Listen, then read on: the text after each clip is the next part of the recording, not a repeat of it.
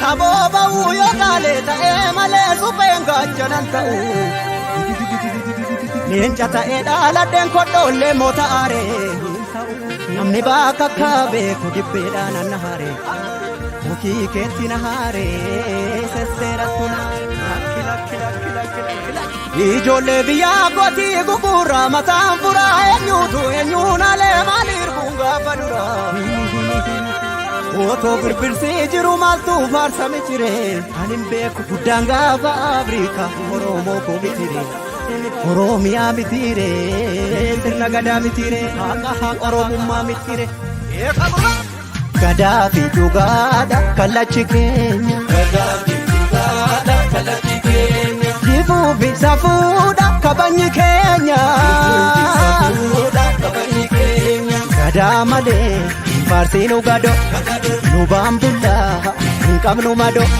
Nangalam jenu namni osonge, palanargatu namni balombe. Nanyartune, inna ugonka, uga irra, maltona dorka. Esatti kube namni duga bude, galgalan tonu namni sobabdu.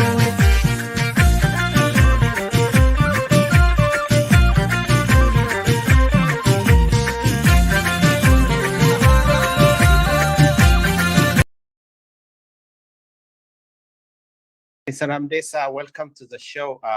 It's good to have you again. Thank you.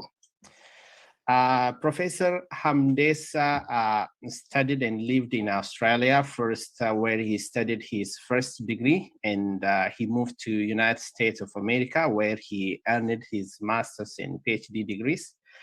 He taught in many universities in North America, where he received recognition and awards for his great works from colleges, community organizations, and universities, where he served with distinctions. He has always been a tireless advocate for the causes of his people through political activism and scholarly publications, conferences, and public hearings. He published several monographs, book chapters, articles, and he edited so many articles and publications. Professor Hamdesa attended the London International Peace Conference of 1991, which allowed OLF, the Oromo Liberation Front, to take part in the transitional government led by the Tigra Liberation Front. After the withdrawal and split of the Oromo Liberation Front, he deployed his energy and resources to resolve this conflict. We are here today to discuss the current political crisis in Ethiopia and how it can be solved, focusing on an inclusive national dialogue. Professor Hamdesa is a professor of conflict resolution and peace building. Please welcome Professor Hamdesa. Professor Hamdesa, let's start by briefly discussing historically and repeatedly why there are disagreements between the Amhara and Tigrayan elites. Why do these two forces always fight? If we could discuss the root causes of the hostilities, rivals, animosities between the Tigrayan and Amhara elites, and why it is difficult to discuss their deeply seated conflict, which would affect the Ethiopian empire and the entire Horn of Africa. Could you briefly discuss? Yes, the history of the conflict between the Amharas and the Tigray elite is a bit complicated, but if we outline the main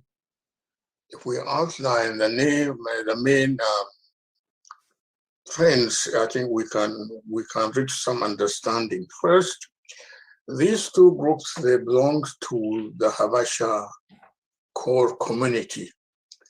Historically, there have been three Habasha core communities. First is the Tigrians in the north. And before Italian colonization, Eritrea belonged to Tigra.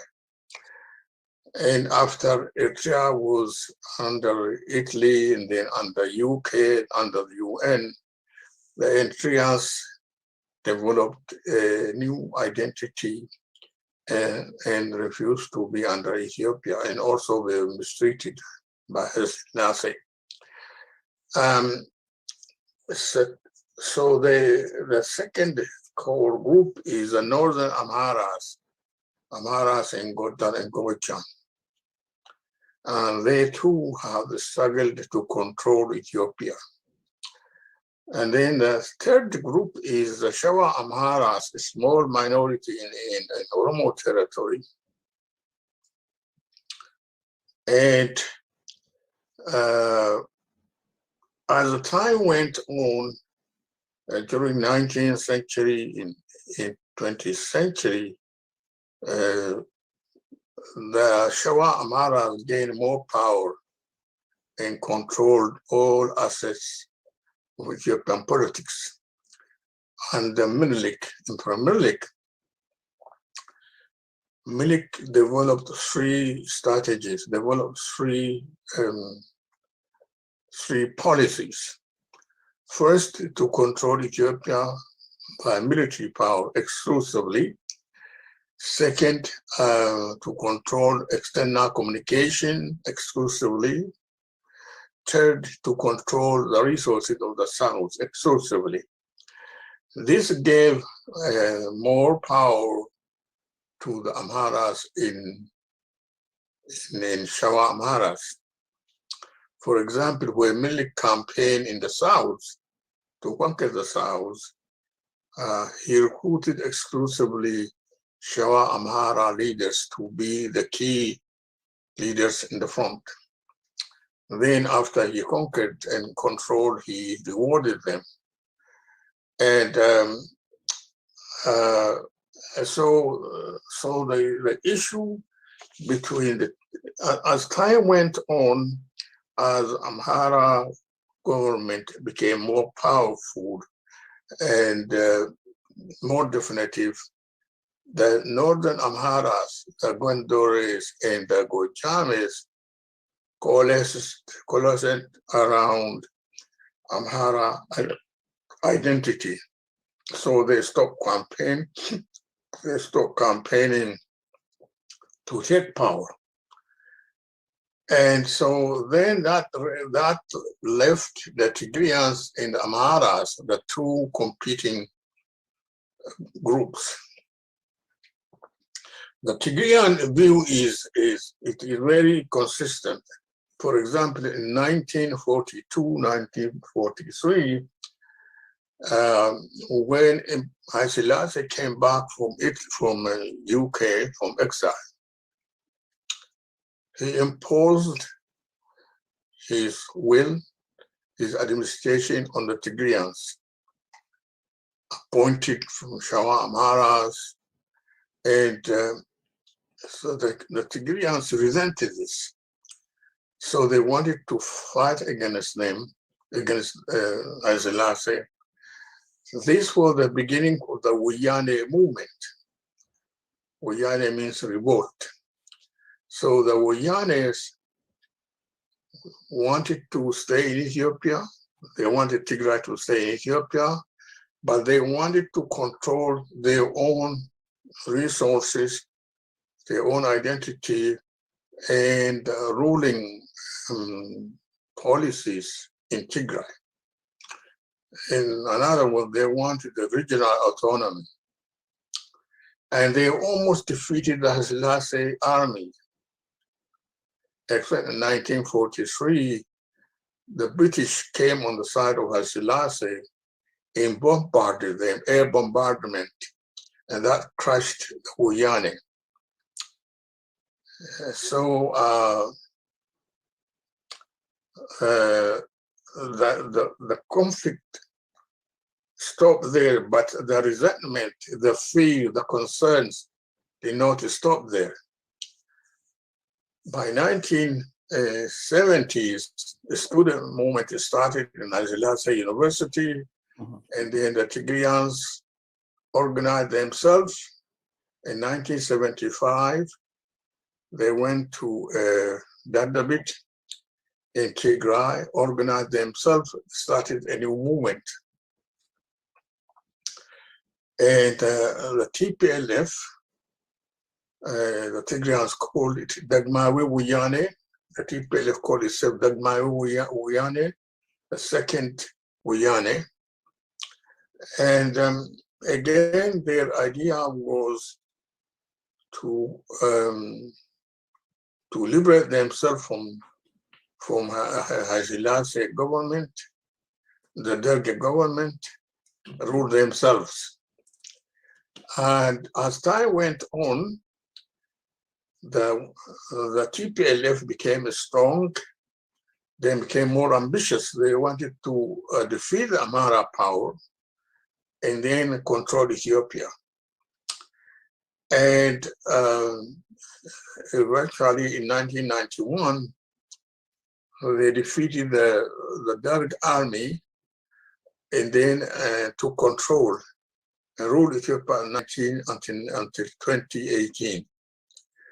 And during that time, the TPLF became a dominant power.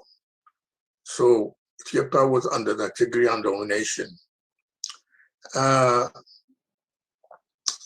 Amharas, the TPLF targeted the Amhara elite. For example, in 25 elections, some reports suggest that the Amhara movement, CDU,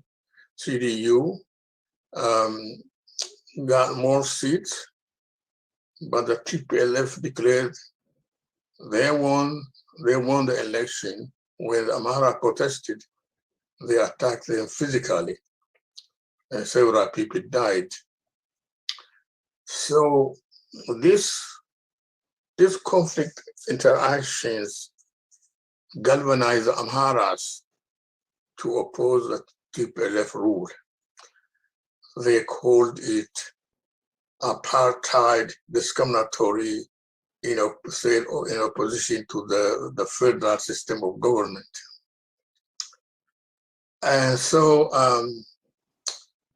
when in 2018, the TPLF power at federal level, they went back to Tigray, and they wanted to control their own asset. They wanted to elect their own.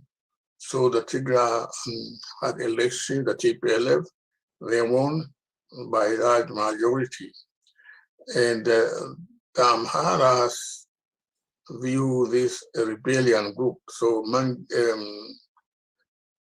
Abiy Ahmed, who supported Amhara elite, encouraged Amhara elite, declared the TPLF a terrorist, and we need to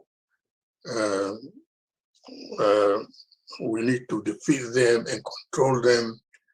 And the conflict, the tension increased when the federal government postponed a national election, and then the TPLF went and had their own elections. Then, as the conflict escalated, the TPLF became suspicious.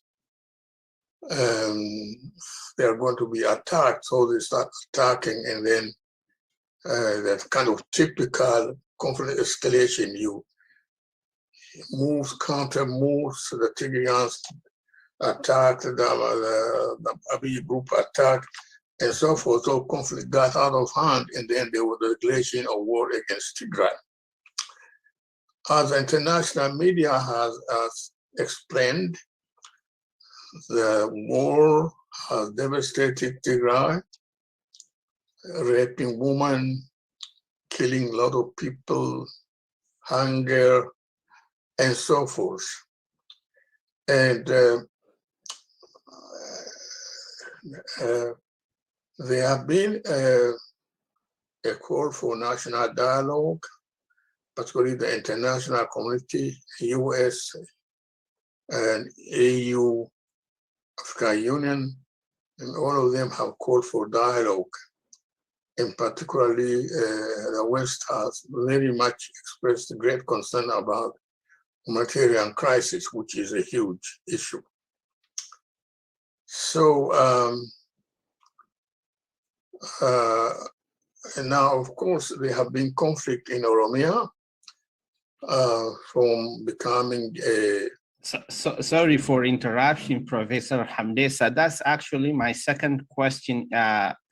Can you also briefly discuss why would the Ethiopian government refuse to come to the table and arrange for, or why it took too much time to come to the table and arrange for the national dialogue to address to address the historical and political grievances of Ethiopia in Ethiopia?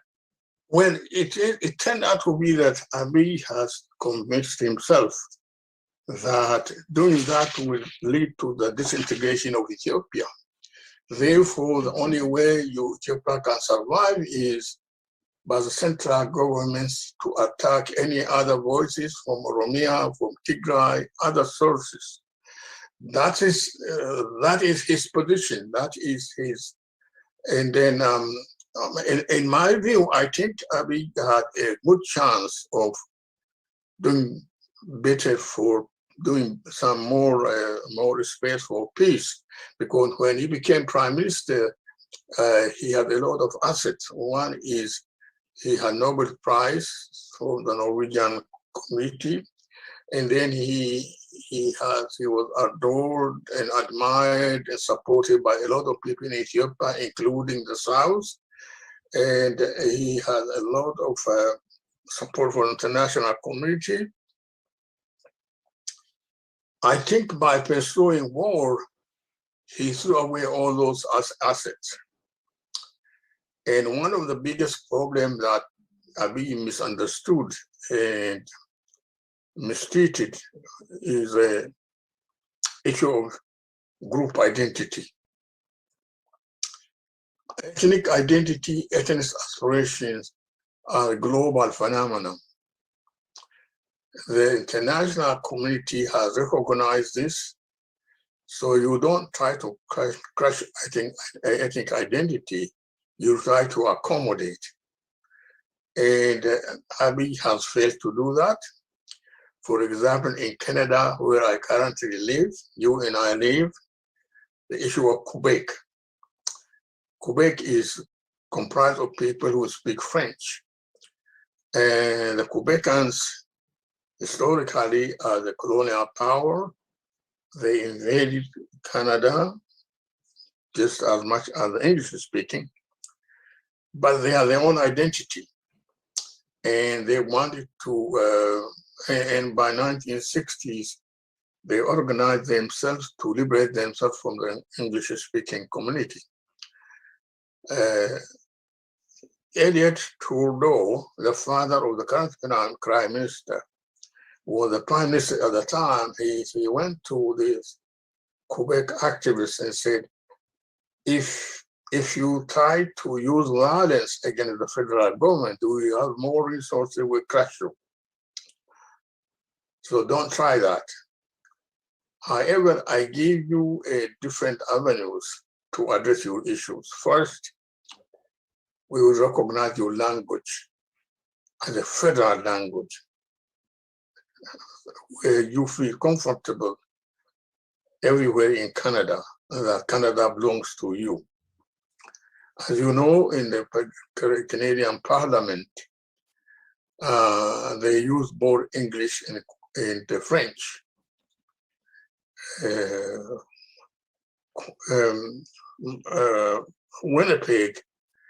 In Winnipeg, the second largest French-speaking community lives in this city.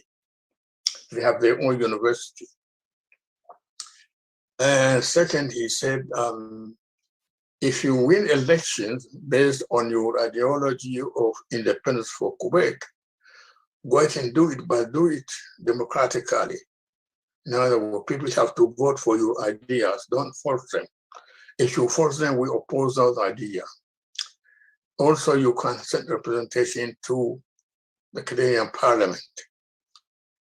And also, we will put your issue, the Quebec issue, on referendum. So the Quebec issue has been on referendum twice.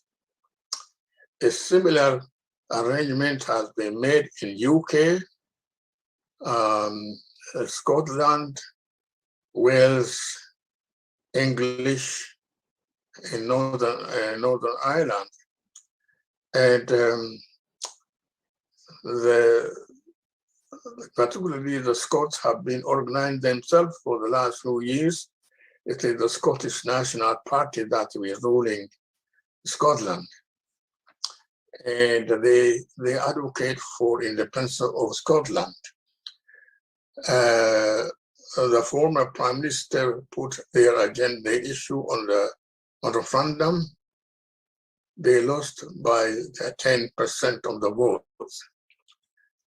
The current leader of the Scottish National Party, Nicola Sturgeon, is working hard to put the Scotland issue on referendum again. Boris Johnson is against the idea, but we don't know where that will go. But the main point I want to make is that there are several countries that have accommodated ethnic, like Belgium. It's a federal system based on ethnic identity. And Canada, I mentioned Spain also, and so forth. So it is not radical that Amhara intellectuals argue that that's unheard of. That's not true. The problem in Ethiopia is it's a tradition and historical evolution of the vertical paradigm, what I call vertical paradigm.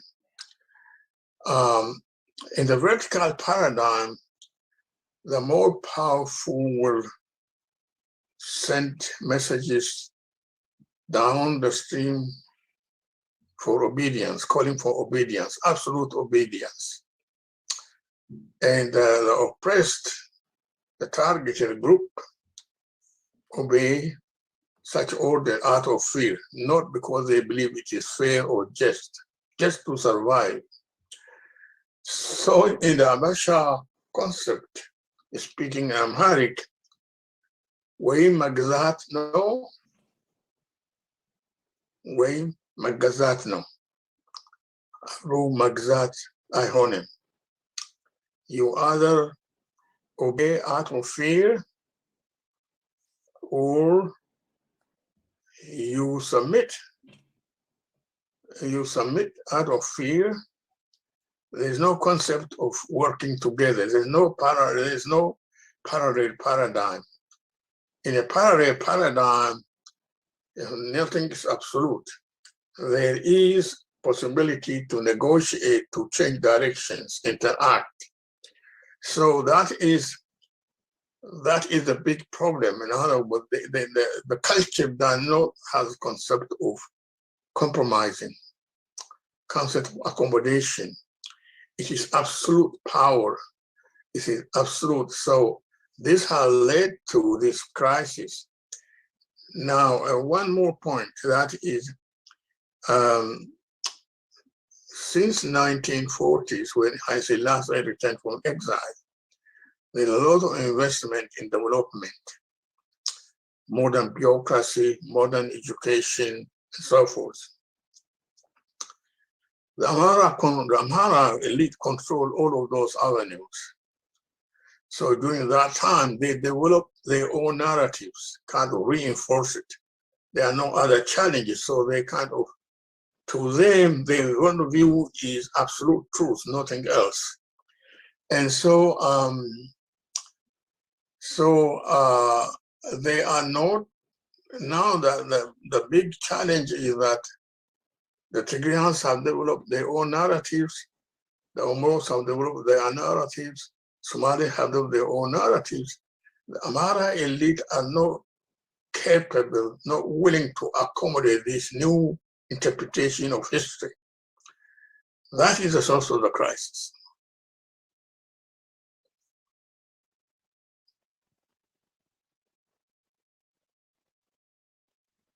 Great. Thank you, Professor Hamdesa. My second question will be, you slightly touched on it.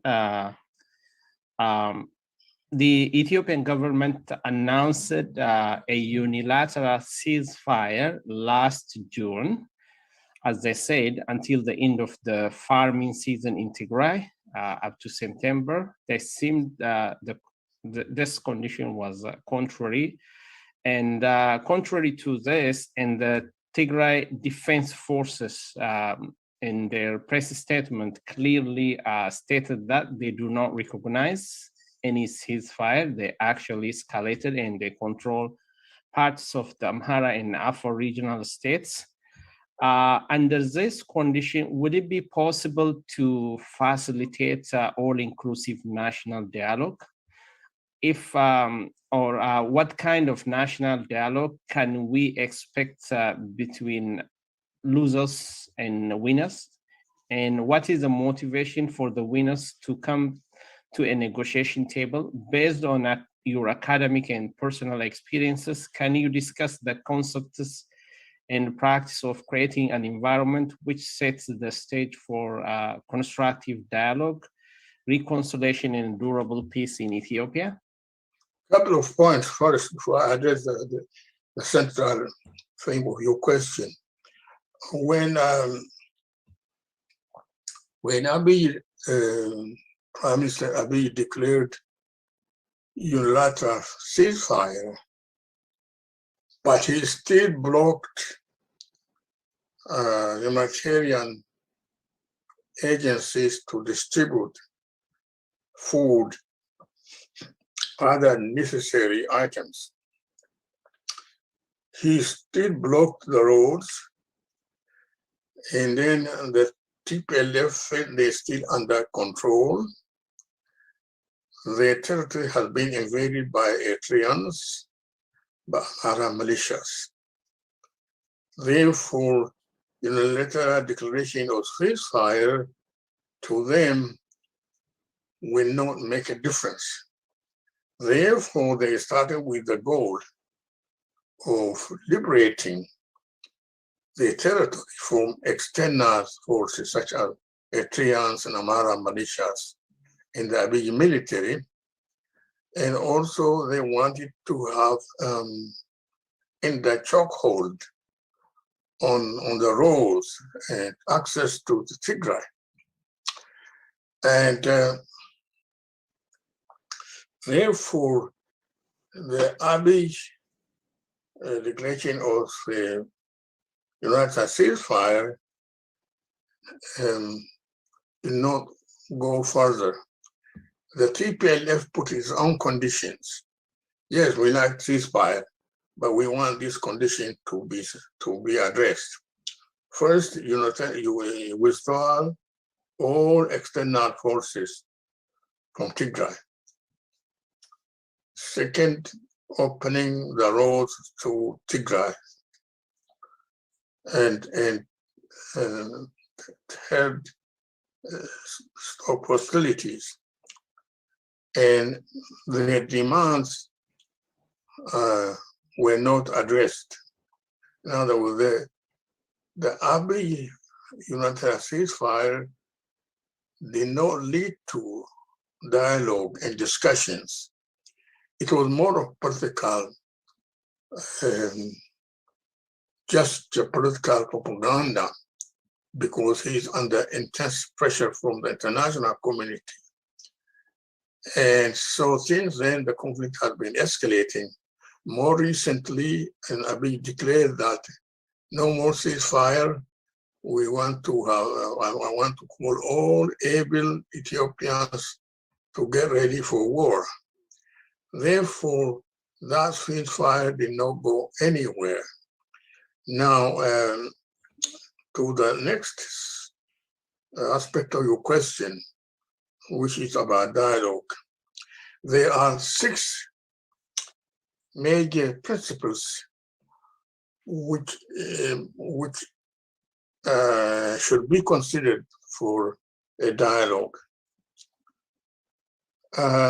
First, there should be an open, honest desire to make peace by all parties.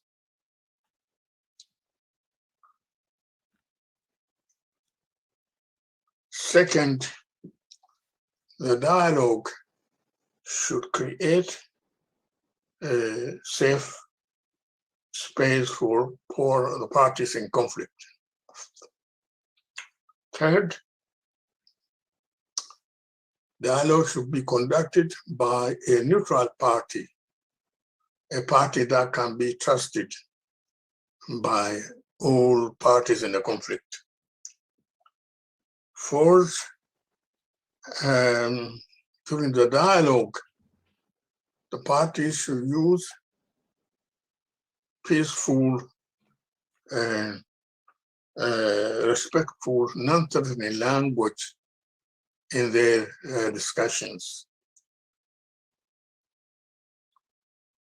And 5, if done successfully, a dialogue has a chance to empower the weaker parties in the conflict. Finally, a dialogue has a chance to increase better understanding regarding and respect the respect consent of the concerned parties. That is, what's bothering you, these are what's bothering me. There should be some kind of exchange. The problem recently, Prime Minister Abiy has announced that there will be a national dialogue in September. I have a lot of questions about that announcement. Abiy is under pressure by the Tigrian fighting forces and also forces from Oromia increasing, becoming more powerful. And so the international community has been demanding national dialogue. So for him to announce this, it sounds consolatory and is listening to the critiques. It sounds that the problem is for me is that Abiy still controls the government. His party is still in charge of security. It controls all assets. So there is imbalance of power. Second, who is going to process this dialogue? Who is going to be the chair? And in my opinion, there is no trusted, credible, able party in Ethiopia at the present time to conduct a dialogue, to run the process. Possibly a combination of experts from European Union, the US, African Union can undertake this. But this going to talk would take a lot of negotiations. And also the Amhara elite and the Abiy, they view such effort as meddling internal affairs. To them, ruling Ethiopia means you can crush, destroy those who don't have power. And so with the idea of dialogue, is a positive proposition and a useful idea. At the present time, the current conditions do not exist for a proper dialogue to take place in Ethiopia. Now we will see what happens now, since that he proposed this. I don't expect the TPLF is going to put down its arms, because their condition is, precondition is that all forces, fighting forces external to Tigray should leave Tigray. Second, they want to have access to the international community for humanitarian concerns. And they want to negotiate the future relationship in Ethiopia. In particular, they have called for an inclusive dialogue, which includes the Oromos, OLF. Now, recently, the OLA, or Oromo Liberation Army, and the TPLF have said they are going to work together. So we don't know what the future holds. So we don't know how these forces would respond to Abiy's claims. My personal fear is that we may end up some kind of hodgepodge process that will decrease the pressure on Abiy from the international community. But we'll see what happens. Thank you. My next question is, considering the current political crisis in Ethiopia, as well as the culture of politics in Ethiopia, do you think that the national dialogue will happen in Ethiopia? And also, if it could happen, what kinds of mediators or facilitators are needed in this kind of political environment, or for this kind of political environment? I've already addressed the conditions, the preconditions for successful dialogue. I've also indicated that the Amhara elite unwillingness to change their posture, accommodate the grievance of other parties, is, in absence of such steps, is going to be difficult to dialogue. The only possible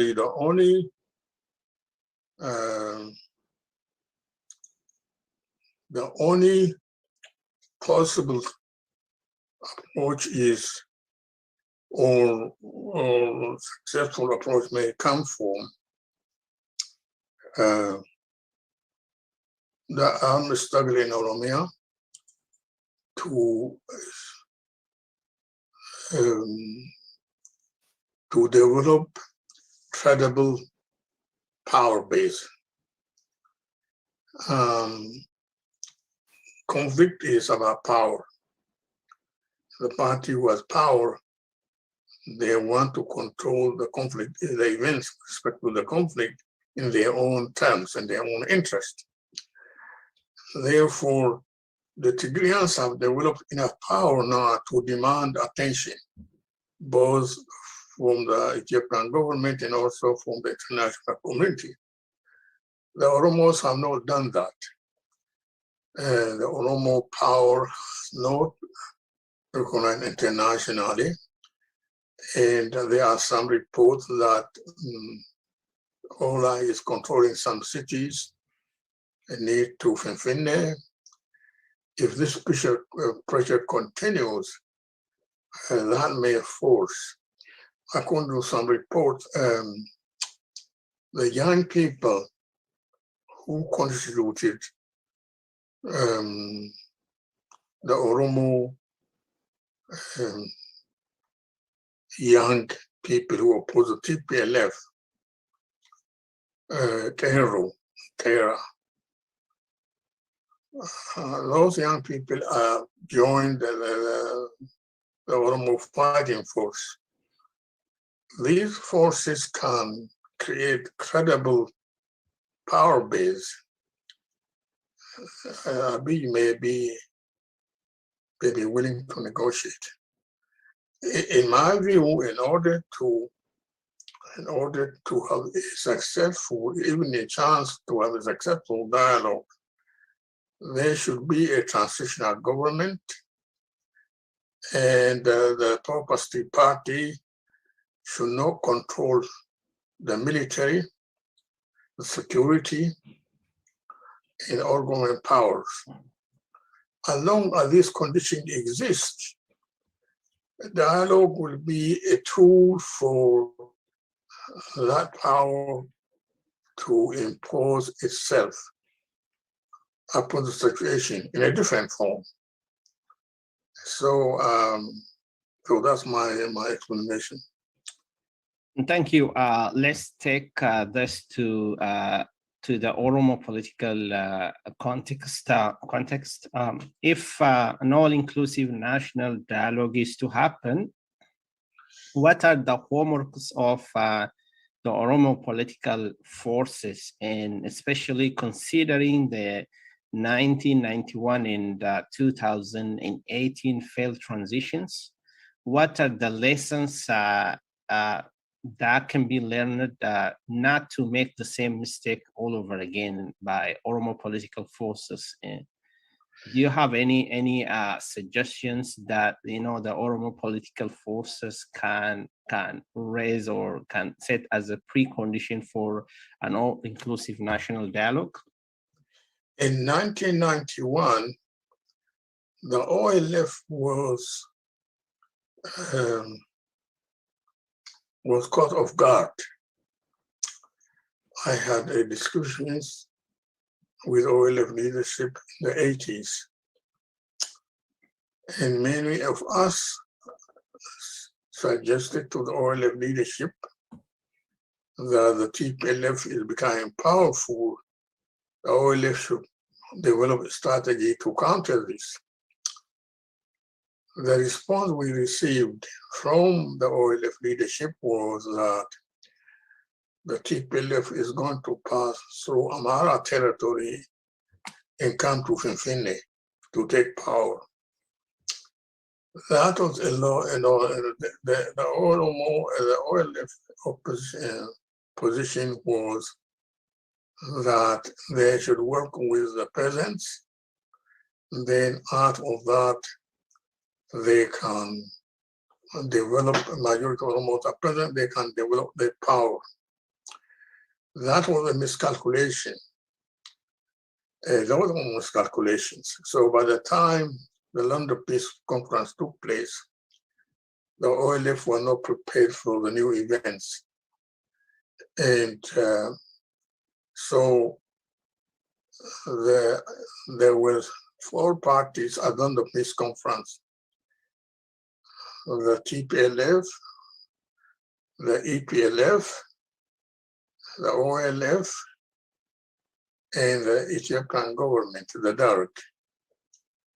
And while the peace conference was going on, the military command collapsed in Finfinne.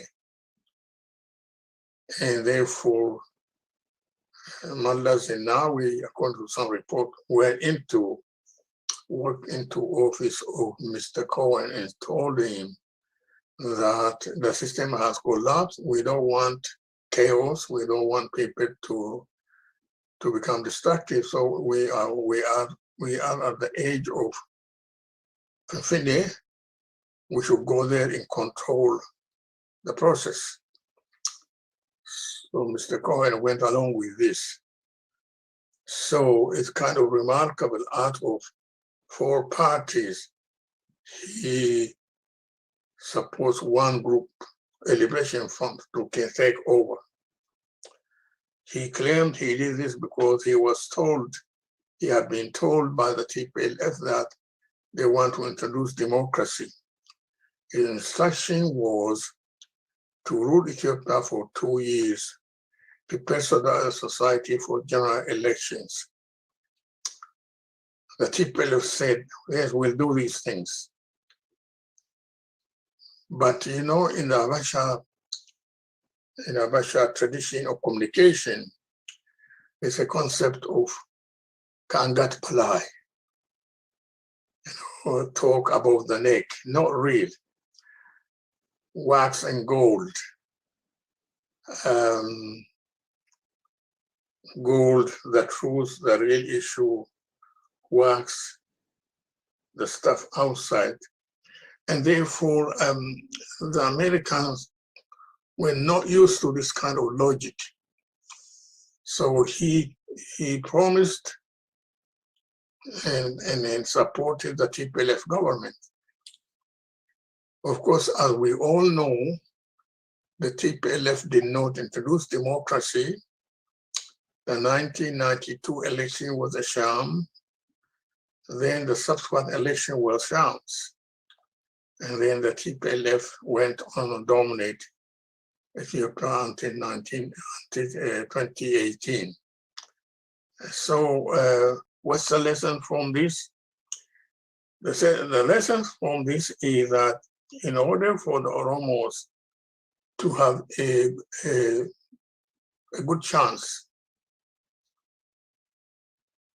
to make a difference is to develop power, to create power for themselves.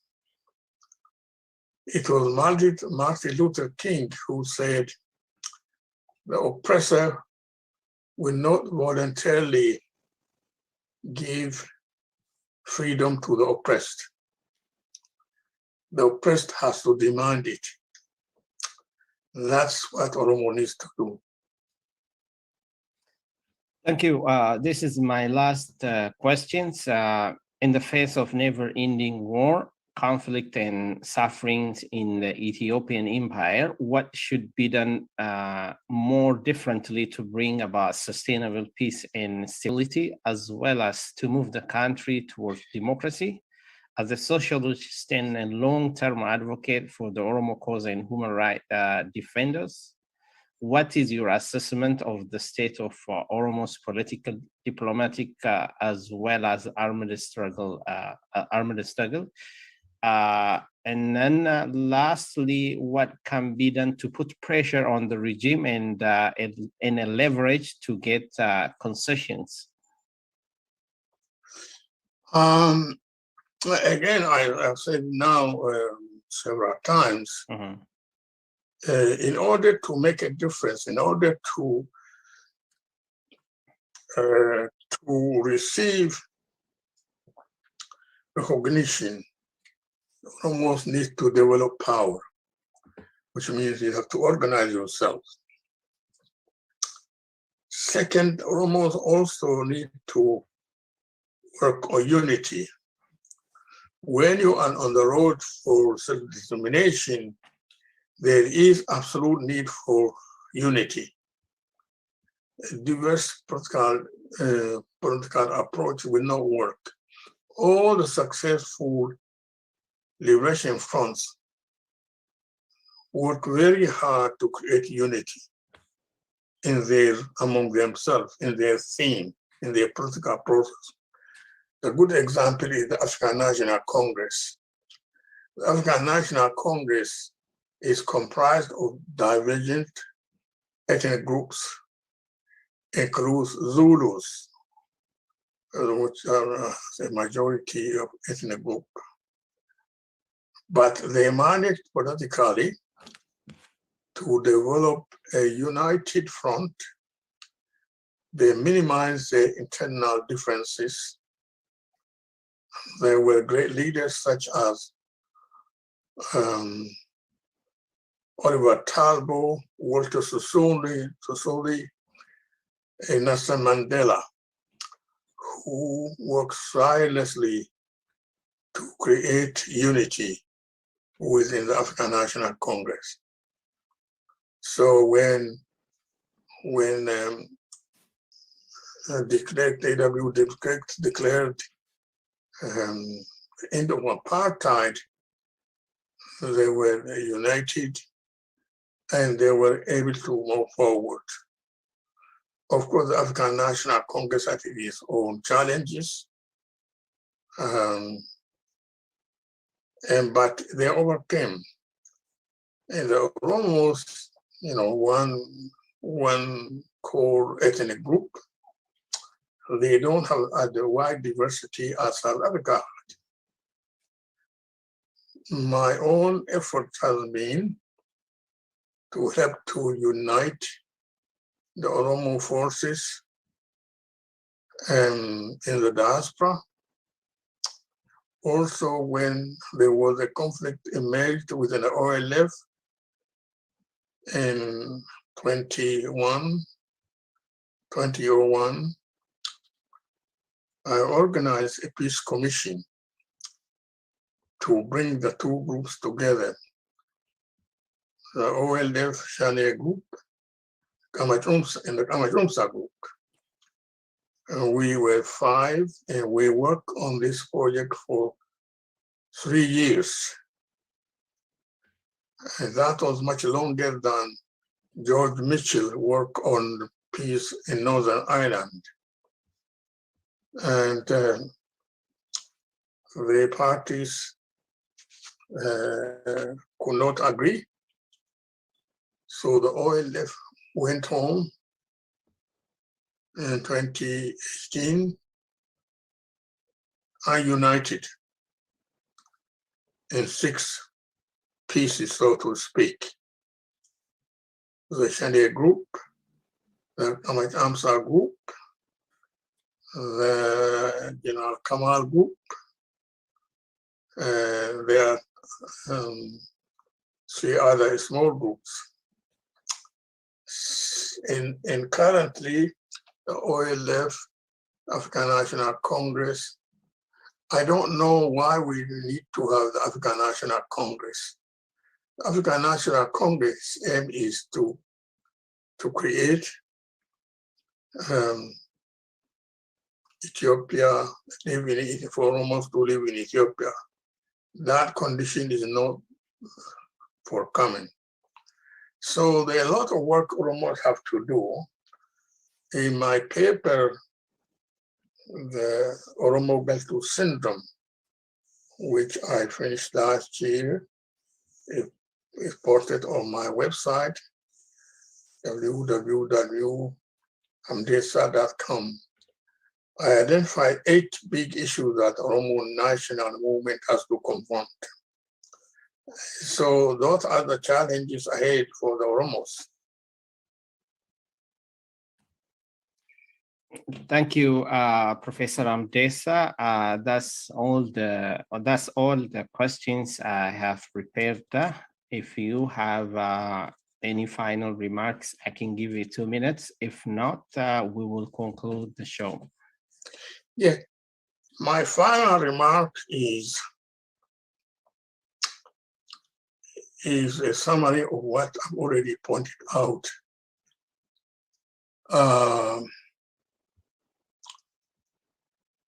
The historic and the current condition in Ethiopia has to change in order to have peaceful coexistence.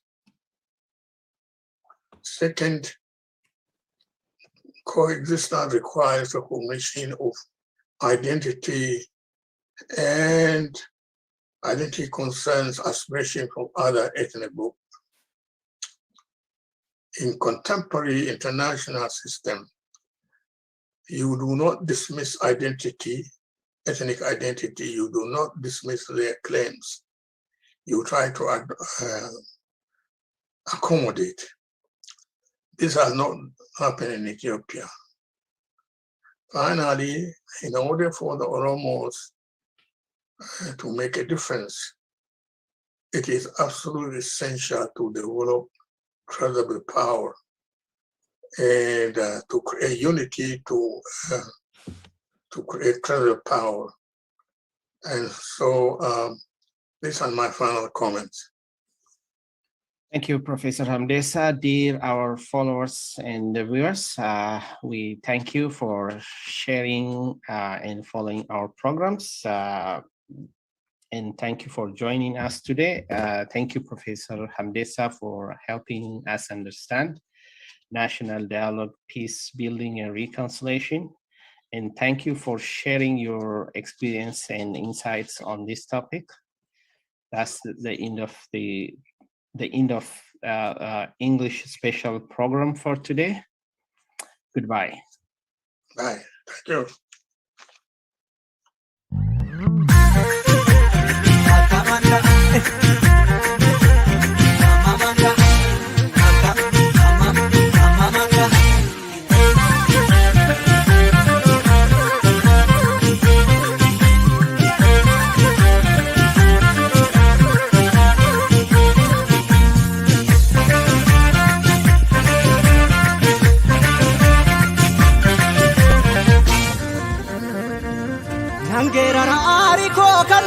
Saboba uyo daleta emale supenga chananta Nenchata edala den kodole mota are Namni baka kabe kudipeda nanahare Muki ketina hare sesera tuna Ijole biya goti gugura matanfura enyuna le malir bunga padura Oto birbirse jiru maltu farsa mitire anin beku budanga ba Afrika oromo ko mitire oromia mitire sirna gada mitire ha oromumma mitire gada fi jugada kalachi kenya jibu bisafuda kabanyi kenya gada male farsinu gado nubambunda nkabnu mado nangalan jenu namni osongenye falan argatu namni balombe nanyartulle inna ugonka uga irra maltona dorka esatti kume namni duga bude galgalan tolu namni sobabdu